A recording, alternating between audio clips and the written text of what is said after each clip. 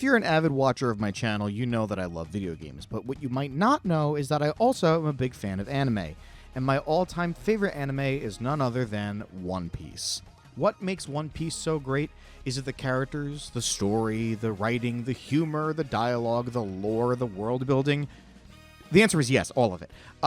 Anyway, what I'm going to do today is I'm going to make a tier list ranking all of the arcs, at least that are finished, because, Elbaf isn't finished. But hey, we're going to be ranking them. Starting with Romance Dawn, the one that started it all. It's good. It's got good stuff. It's the very beginning. It's a strong start.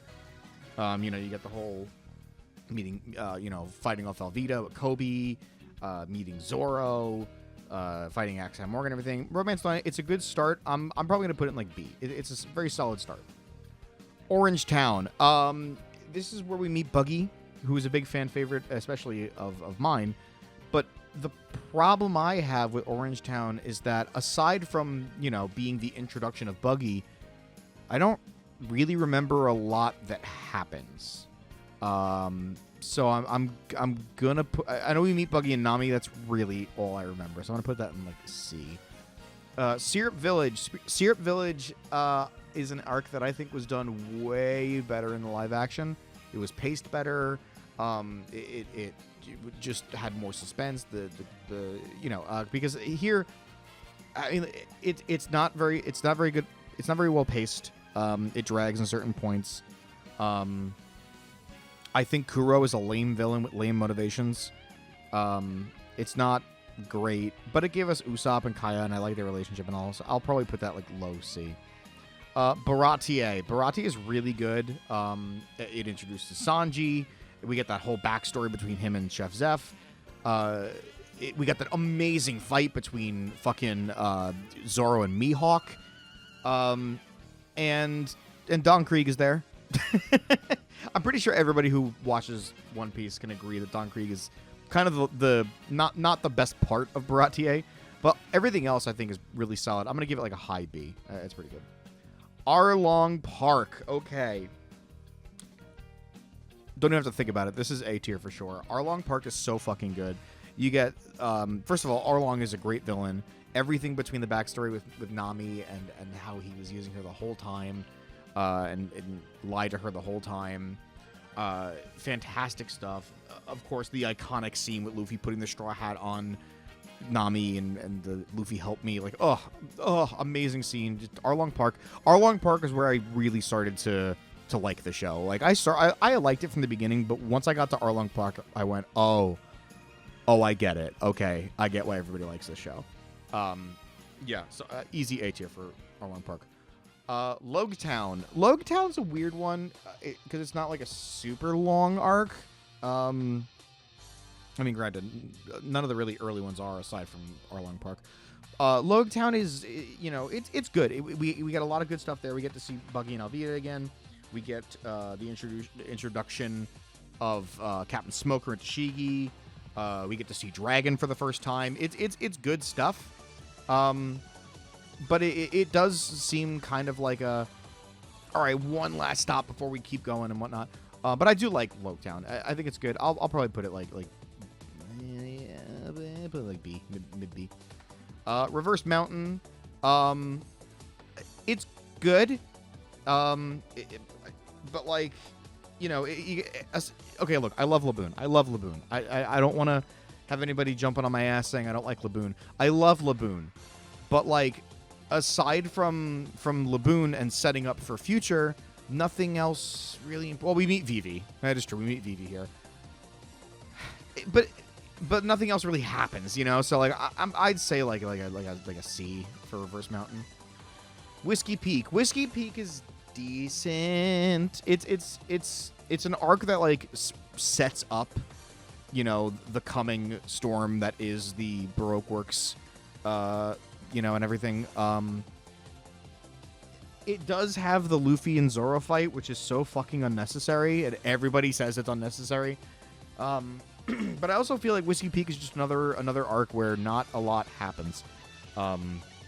It's just set up. But it's fine. I'll give it like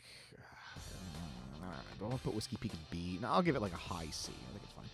Little Garden. Little Garden I'll give like high B. Little Garden I actually like quite a lot. We get the introduction of Dorian Broggie. We get Mr. 3 and that whole thing. Just a lot of good stuff in Little Garden, and I love the Giants. I fucking love them so much. So that's all good stuff. Drum Island, A tier for sure. I love Chopper. Chopper's one of my favorite Straw Hats. I love his backstory. I think Walpole is a hilarious villain. He's an asshole. He's a piece of shit, but he's goofy. And yeah, the whole backstory with Chopper and Dr. Hero and everything is absolutely fantastic. I love it so much. And just the aesthetic of Drum Island I like a lot too. The whole Frozen Over. It's great. Good stuff. Very good stuff. Alabasta. That's going to be our first S tier. Alabasta is one of the best arcs in the fucking show. Fight me. This arc is fantastic. Between just like the really seeing this is where the show really first feels like, oh, the stakes are so much bigger than just problems that the Straw Hats have. Because we're trying to stop an entire fucking war here. And there's so many good moments. Like with Luffy losing to Crocodile the first time. Which is the first time we really see him take a huge fucking loss like that. Later on when he fights him again and he covers himself in blood because getting Crocodile wet is what stops him from using his powers. It's really good stuff. Of course, we get to see Ace, who is my boy. I love Ace. He's my favorite character in the show. Everything about Alabasta is just fantastic. Some of the best storytelling and writing so far in the series. It's great. Jaya, another kind of nothing happens arc. I'll put it in like mid C. We get Bellamy there, and of course we get the scene at the end where Luffy meets Blackbeard for the first time, unknowing that he's Blackbeard. But like, yeah, it's there. It's set up. It's another setup arc. Skypiea. I like Skypiea. Look, man. I think it's some of the best humor in the show. I think NL is a fun villain. I like NL a lot. And my God, the fucking foreshadowing in this arc is insane. I think it's fun. I enjoy Skypiea. I like that arc quite a bit. I know that like I might be alone on that one, but no, I like it. It's fun. Long Ring, Long Land. Look, man, I love Foxy. I really do. I think he's absolutely hysterical. I think that the Davy back fight stuff is so funny, and I just love seeing Foxy every time he shows up. But this arc is not very good. I'm sorry. It's not very good. It really is. It is the only arc in the show that feels like filler. I'm sorry. It's not great. All right. Water 7 and Enies Lobby go into immediate S tier. I'll even do it this way. Water 7 and Enies Lobby. This is my favorite arc in the show. Both of these combined. Water 7 into Enies Lobby is my favorite arc in the series. It is meeting Frankie is fantastic. I love like the fucking conflict between Luffy and Usopp and how they inevitably fight later on over the Merry because they have to get the new ship and everything. And then we get to meet fucking CP9 and we get to learn more about Robin and her thing. And then that leads into Enies Lobby, which is just, in my eyes, the peak of the show. And you know what? I'll put post Enies Lobby in there as well. That's all one arc. It's all together. It's fantastic stuff. Robin's I Want to Live moment was the moment that made me realize this is my favorite show. That moment means so much to me. It is so good. Frankie's existing is not a crime is something that like I quote a lot, especially in modern day. It's very relevant. And the fight between Luffy and Rob Lucci is fantastic. When Luffy unlocks Gear 2 for the first time and just beats the shit out of Blue Enda, oh my God, there's so much good shit in Water 7 Enies Lobby. Oh man, I love this arc so much. And then post Enies Lobby where we get to see Garp and Kobe again and Helmeppo. It's so good. It's so good. Thriller Bark. I'm gonna be real with you. The aesthetic hard carries this arc. I am a sucker for gothic horror, spooky, Halloween-y stuff. I am a sucker for it. So the aesthetic hard carries this arc. Plus, we also get the introduction of Brooke, who is one of my favorite Straw Hats. And I think that Gecko Moria is a perfectly fine villain. I think people hate on Gecko Moria a little too much. I don't think he's that bad. Like, I think I like that he's kind of a...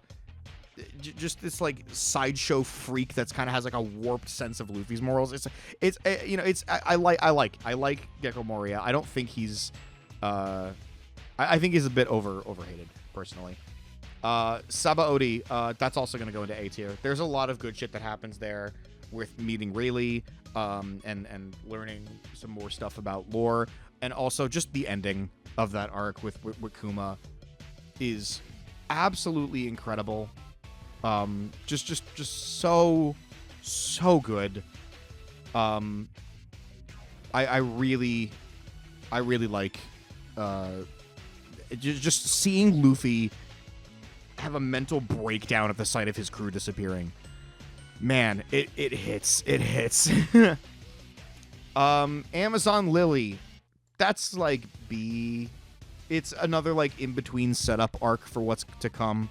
We get the introduction to Bo Hancock, who I love, but it's another arc that's like kind of like, okay, you know, it is what it is kind of thing. But yeah, no, it's just it's another in between, not much kind of happens arc.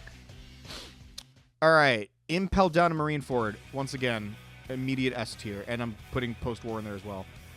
Holy shit, this is some of the best stuff in the show. Like, oh my god, like everything from the moment Luffy gets to Impel Down to Ace's death is fucking phenomenal. Even though Ace is my favorite character, and I'm still upset that he dies at the end of this, I don't care. This arc is so fucking good that like it is the climax of the first half of the show, and boy does it deliver.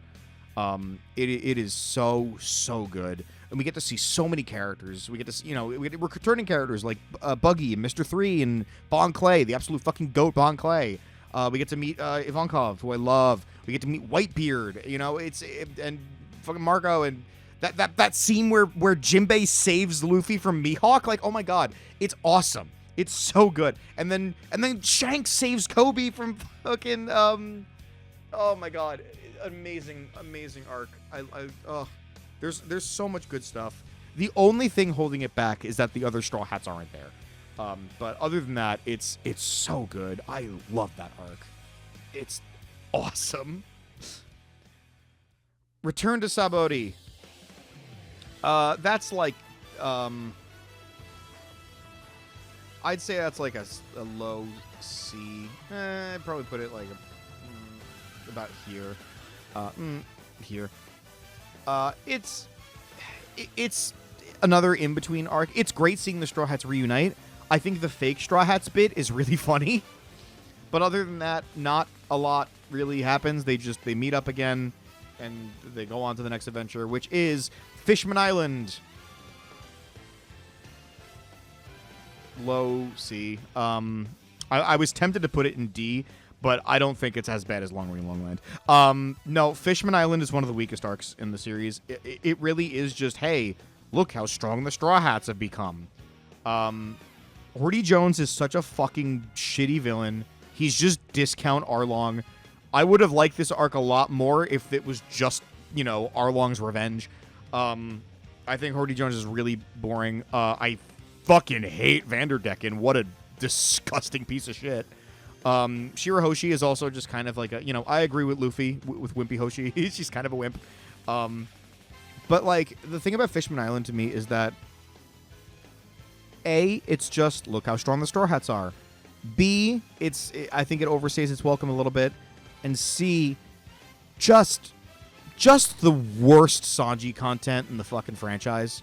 Like, my god, Sanji in this arc is unbearable. It is, like, disgusting how bad Sanji is in this arc. So yeah, I'm not the biggest fan of Fishman Island, but it is what it is. Punk Hazard. I'll put it like B. I like Caesar Clown. I think he's a very fun villain. I like that we get Law in this. I love Law. I think he's a great character. I really, really like the dynamic between him and the Straw Hats. And I like the aesthetic of Punk Hazard, having the whole half ice, half, fire thing. It's also where we meet Momonosuke, which leads into the next several arcs leading up to Wano. But, like, it's another arc where I'm just like, when I get to it, it's like, oh, yeah, this happens. This is a thing. But I do enjoy it. It has moments. I think the body swapping is a fun idea. Of course, I do think it goes a little too far in certain parts, but I think it's fine. And I also think the whole idea with the whole smile fruits and everything is just beyond fucked up what Caesar was doing. But yeah. Dressrosa. Now, this is where you will immediately be able to tell that I didn't watch One Piece. I read One Piece. Dressrosa is my second favorite arc in the series. I fucking love Dressrosa. Doflamingo is my favorite villain in the franchise. I love this motherfucker. I love everything that he does. He is such a sadistic piece of shit, and I love it. The whole, like, twist that he was a fucking Celestial Dragon is awesome. Everything between Law and his backstory with Corazon is amazing stuff. Seeing Sabo again is fantastic. Del Sabo is fantastic. The whole stuff with Rebecca is great, my god, that entire plot line of the fucking they're being turned into toys and like the memories of them were forgotten. What a fucked up devil fruit! Like, my god, that is one of the most fucked up devil fruits for sure. Holy crap. But yeah, no. That's there's a lot of good stuff that happens, and the last cool Usopp moment happens in Dressrosa, where he may have observation hockey. It's never really expanded upon afterwards, but it's a great moment, and I love it. It's one of my favorite moments for Usopp, and it's unfortunate that's like the last fucking cool thing he does. But no, it's a really fun arc, and I don't agree that it's too long. I don't, because I was invested the whole time. And, when Luffy finally unlocks Gear 4, like, fuck, man, that shit's awesome. I'm sorry. Dressrosa's awesome. I don't care what anybody says. I really like this arc. Zoo arc. Yeah, it's okay. I'll put it about there. I'll put it about there. It's fine. It's a perfectly fine arc. It introduces us to the Minx and everything, and Carrot, I love Carrot. I stand by that Carrot should have joined the crew. I will die on that fucking hill. But it's another, like, in between arc with, like, setup and stuff, and like it is like important setup stuff, but like I remember meeting the characters and setting up for what's to come afterwards more than I remember anything that actually happens in the arc. But I think it's a perfectly fine arc. I think it's good. Okay. Whole Cake Island. So remember when I said Fishman Island is like the worst Sanji? This is like the apology for it. That's A tier. I think Whole Cake Island is really good. Really good stuff for Sanji. Getting the rest of his backstory with his parents and his awful dad and his mom who he loved and his terrible siblings and one decent one. And just like the whole like stuff with him and Pudding is really good. Big Mom, fantastic villain. I like Big Mom a lot. I think she's a lot of fun. I like her family. The fight between Luffy and Katakuri, oh my god. Fucking phenomenal stuff. Absolutely phenomenal stuff. Brooke standing up to Big Mom, calling her young lady. One of my favorite Brooke moments. And of course we get to see Jinbei come back and be an absolute badass again. It's just really good stuff. From start to finish. That scene where Luffy refuses to eat anything that Sanji doesn't cook. Oh my god. It's amazing. Whole Cake Island is really fucking good. Reverie. Okay. This is another in-between arc, but this one's like really important. I'm gonna put this one at like high B, like top of B tier for me. Yeah, holy shit. it's really good. It is really good. I like just seeing all the characters that Luffy's helped come together and everything. Like Vivi and getting to see more info on that. And this is the introduction of Emu. This is the first time we see Emu in the show, and that's wild. Like, there's still so much mystery surrounding this fucking character. Like, who the fuck are you? What is your deal? No, it's but again, it's another like in between arc where like not a ton happens, but like the stuff that does happen is A, important, and B, like really interesting. Wano Country. This is my number 3. Wano's so fucking good. Genuinely, like, yes, it is the longest arc in the series, but it's also one of the best. Everything from when they get to Wano to when they leave is fantastic. I'm an absolute sucker for like traditional Japanese like samurai aesthetic, and that's all Wano is. The story of Odin is fantastic. I love Odin. I think he's an absolutely fantastic character. This is like the reveal of Laugh Tale is amazing. And you fucking do I even need to mention Gear 5? Like, holy shit. Gear 5 Luffy is one of the like highlights of the franchise. It is an incredible payoff. It's when we learn what his devil fruit actually is. And the fight between him and Kaido is fantastic. And some of the also Wano in the anime, the best animation in the fucking series. Oh my god. Like, I know I said I read One Piece, but I did go back and watch arcs that I enjoy. And my god, the animation in Wano goes so fucking hard. It is a really, really fucking good animation arc. I really like it. It's a great, and what I like about Wano is that it's one of the only One Piece arcs that could be its own show. You know, it has a beginning, middle, and end. But it's really good stuff. It is really good stuff. And just everything. I'm trying to think, because so much happens in this fucking arc because of how long it is. I'm trying to remember everything that happens. But, like, oh, man, it's so good. Wano is so good. And that finishes us off with Egghead Island, which, yeah, that's going to be high A tier as well. Egghead's really, really good. It's great seeing CP9 again, or as they are now, CP0. The rematch between Luffy and Lucci is fantastic.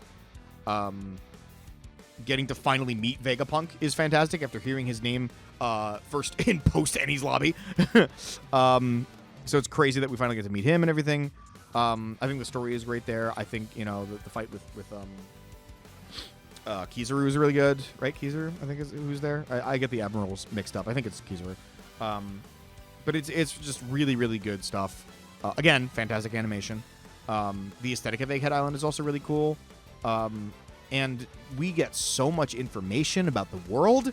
Like, fucking Vegapunk's final speech at the end of that is insane. There is so much that we learn and still so much that we don't know. And of course, I can't talk about Egghead Island without talking about Kuma and Bonnie and their story. And my god, Kuma went from a character that I was like, this guy's pretty neat, to like, I would die for this man. Legitimately, I would fucking die for this man. Kuma is amazing. I cried so much during that story. And that's it for right now. Elbaf is going on in the manga currently. It's not done. If I were to rank it right about now, I'd probably put it like mid A tier. I'm enjoying it. I think it's pretty good. Some of the craziest flashback shit we've ever gotten. And I'm very curious how they're going to animate it. But yeah, this is my my list. So in D tier, we have Long Ring Longland. No surprise there. In C, we have Whiskey Peak, Jaya, Return to Sabaody, Orange Town, Reverse Mountain, Syrup Village, and Fishman Island. In B tier, we have Reverie, Little Garden, Baratier, Logetown, Zoe, Amazon Lily, Romance Dawn, and Punk Hazard. In A, we have Egghead Island, Whole Cake Island, Arlong Park. I'm actually gonna swap Thriller Bark and Drum Island. So we'll have Egghead Island, Whole Cake, Arlong, Thriller Bark, Skypiea, Drum Island, Sabaody. And then in S tier, we have Enies Lobby Water 7, Post Enies Lobby, Dressrosa, Wano, Impel Down, Marineford. Again, swap those two. Marineford, Impel Down, Post War, and Alabasta. This is my list. Let me know if you agree, if you enjoy. What's your favorite One Piece arc? How would you rank these? Would you put Long Ring Longland in S tier? Yeah, I'm curious to hear your thoughts are. But yeah, that's it for me. Hope you guys liked it. I'm excited to see how Elbaf gets animated, and more excited to see how the fuck it ends. I'll see you next time.